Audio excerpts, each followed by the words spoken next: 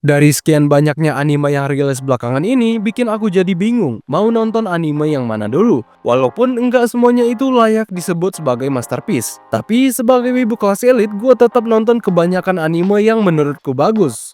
Makanya kali ini, supaya kalian gak pening, aku udah siapin 10 rekomendasi anime yang layak kalian tonton di season ini. Makanya, nonton video ini sampai habis, supaya kalian gak pening mau nonton anime apa. Satu lagi, yang paling penting, tekan dulu tombol subscribe-nya kalau kalian mau nunggu rekomendasi anime dan konten-konten seputar anime. So, tanpa basa-basi lagi, let's begin this video. Di urutan ke-8, aku punya Kurohiguchi Midori no Majohen. Bercerita tentang Shield Phantom Hive, seorang bangsawan muda berusia 13 tahun yang menjadi kepala keluarga Phantom Hive setelah tragedi tragis yang merenggut nyawa orang tuanya. Dalam keputusasaan dan dendam, Shield membuat kontrak dengan seorang iblis bernama Sebastian Michaelis yang menyamar sebagai kepala pelayan. Sebagai imbalannya, Sebastian akan memakan jiwa Shield setelah dendamnya terbalaskan. Shield yang menjalankan tugas-tugas rahasia untuk Ratu Victoria sebagai anjing penjaga ratu, menangani kasus-kasus mengancam di Inggris dari balik bayang-bayang bersama dengan Sebastian dan staf uniknya di kediaman Phantom Hive. Shield menyelidiki berbagai kasus, mulai dari konspirasi bisnis, pembunuhan berantai seperti kasus Jack the Ripper, hingga sekte sesat yang mengancam stabilitas negara. Namun, seiring berjalannya waktu, Shield menyadari bahwa musuh-musuhnya bukan hanya manusia. Ia harus menghadapi malaikat yang ingin menculiknya, makhluk supranatural, serta kebenaran pahit tentang kematian orang tuanya. Semuanya menguji batas kemanusiaan dan kebenciannya. Di tengah permainan kekuasaan, manipulasi, dan misteri, satu hal yang pasti, Sebastian adalah pelayan yang siap selalu memenuhi perintah tuannya dengan cara apapun hingga akhir. Di urutan selanjutnya, aku punya Katai Naka no Osan Kenshei Ninaru. Bercerita tentang seorang pria parubaya bernama Beryl Gardenan yang tinggal di desa terpencil dan bekerja sebagai pelatih pedang di dojo keluarganya. Meski hanya dianggap om-om biasa dan diremehkan, ternyata dia memiliki kemampuan pedang yang sangat overpower. Ketika mantan muridnya, Lucia Citrus, kini menjadi seorang komandan kesatria kerajaan, merekomendasikan Beryl untuk menjadi instruktur resmi bagi Ordo Kesatria Liberion. Hidup Beryl pun ikut berubah. Ia terlibat dalam dinamika para kesatria muda, menghadapi berbagai tantangan termasuk duel dengan wakil komandan, dan secara perlahan mendapatkan pengakuan. Di balik kisahnya ini juga berkembang benih-benih romansa dan reuni dengan murid-murid lamanya yang kini telah dewasa dan kuat. Masih dengan tema yang sama, di mana MC berjuang from zero to hero. Selanjutnya aku punya Kijin Gentoshu. Di sebuah desa pada era Edo, tempat di mana dewa dan iblis saling bersinggungan, hiduplah seorang anak laki-laki bernama Ginta. Terlahir sebagai anak tak berdaya dari keluarga yang kejam, Ginta harus menyaksikan adik perempuannya Suzun diusir dari rumah karena matanya yang aneh. Mata kanan yang ditutupi perban menyimpan rahasia kelam. Suzun dianggap sebagai kutukan, atau mungkin setengah iblis. Meski awalnya ragu, Ginta memutuskan untuk meninggalkan keluarganya dan melarikan diri bersama Suzun. Ia bertekad untuk melindunginya apapun resikonya. Kemudian mereka tersesat di tengah hutan hingga akhirnya diselamatkan oleh seorang pria misterius bernama Modaru, seorang sentinel atau penjaga suci, yang kemudian membawa mereka ke desanya.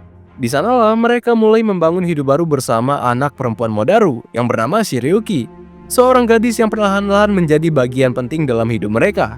Namun segalanya tidak seindah kelihatannya. Tahun-tahun berlalu, Ginta tumbuh menjadi seorang pendekar tangguh yang berlatih setiap hari di bawah bimbingan ayah angkatnya. Ia akhirnya menjadi sentinel, pelindung desa, dan khususnya pelindung bagi Itsuhei Kim. Selanjutnya adalah anime reinkarnasi yang sekarang lagi banyak banget pro kontranya dari para fandom anime. Kalian bisa tebak? Iya, benar, The Beginning After End. Jadi ceritanya, dulu dia adalah raja yang ditakuti, sekaligus dihormati di seluruh benua. Tapi bahkan raja terkuat pun tidak bisa melawan waktu. Di masa lalu, Reinhardt dikenal sebagai Osama Saikyo atau raja terkuat. Dia adalah penguasa dari Kekaisaran Eldoria. Ia menaklukkan 7 kerajaan, mengakhiri perang yang berlangsung ratusan tahun, dan menyatukan dunia di bawah satu panji. Tapi di balik puncak kejayaannya, Reinhardt merasa hampa. Ia telah memenangkan segalanya, tapi kehilangan makna hidup. Pada usia tua, saat ajal menjemput, ia menghela napas terakhir dengan satu pertanyaan dalam hati. Jika aku diberi kesempatan kedua, apa yang harus aku lakukan? Kemudian Reinhardt membuka mata, bukan di medan perang, tapi di sebuah rumah sederhana dalam tubuh seorang anak biasa. Kini ia telah bereinkarnasi ke dunia lain, bukan sebagai raja, bukan sebagai kesatria, bahkan bukan sebagai bangsawan. Kali ini dia hanyalah orang biasa. Dengan ingatan masa lalunya sebagai raja dan kekuatan yang perlahan kembali, Reinhardt mulai menyusun langkah. Ia menyembunyikan identitasnya dan hidup sebagai anak biasa dan seorang petualang pemula. Dari semua anime sebelumnya yang isinya kekerasan dan perang, tentunya aku akan kasih rekomendasi anime yang lebih santai untuk kalian nonton. Judulnya Slime Taushite 300 Nen. Kalau diberi kesempatan untuk hidup kembali di dunia lain, sebagian orang mungkin ingin menjadi pahlawan, raja iblis, atau bahkan petualang hebat, tapi tidak dengan Azusa Aizawa.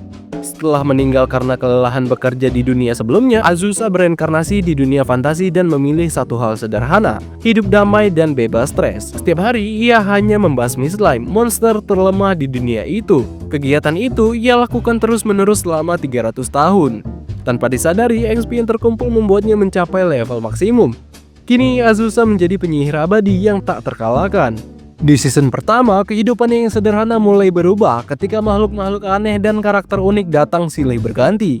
Halkara, elf pembuat ramuan yang selalu ceroboh, dan Valva serta Shalsha, dua spirit slime yang menganggap Azusa sebagai ibu mereka.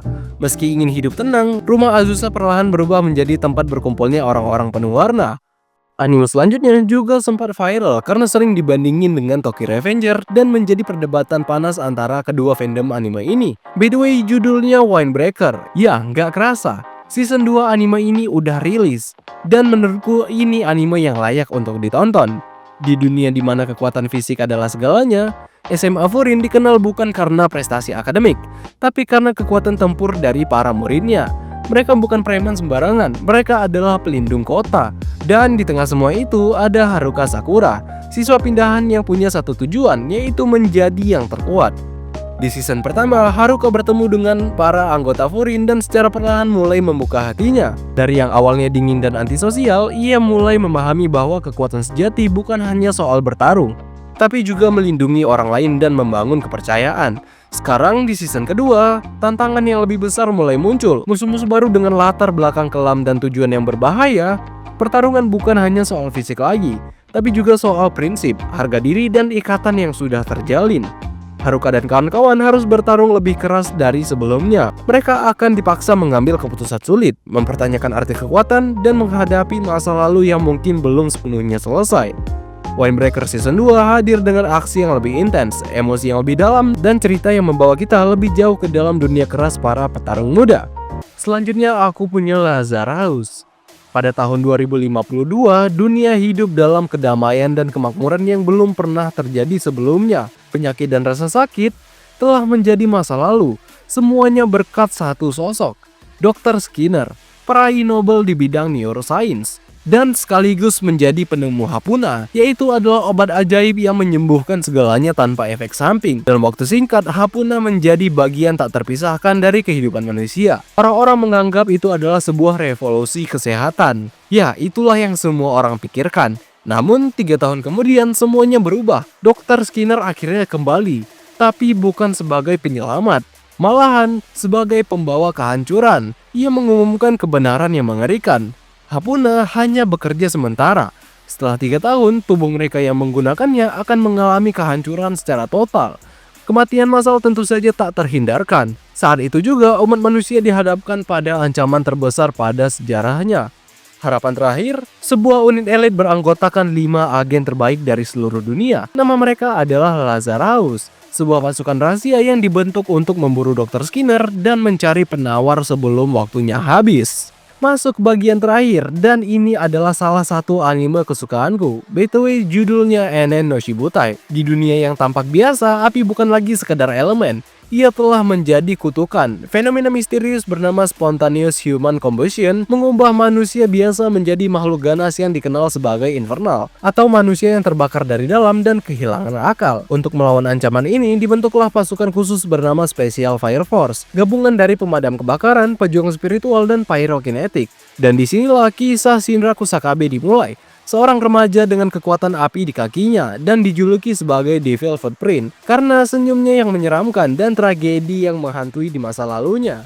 Shinra bergabung dengan Company 8, unit kecil namun solid yang bertugas menyelidiki asal-usul para infernal dan konspirasi yang mengelilingi dunia ini. Di musim ketiga Fire Force, ketegangan antara pasukan pemadam khusus dan para pengikut Eva Glynns mencapai titik didih. Kebenaran tentang dunia, tentang Sun God Soul, dan tentang api yang menyelimuti umat manusia semakin terungkap. Namun, jawaban yang muncul justru membawa luka baru dan pertanyaan yang lebih besar.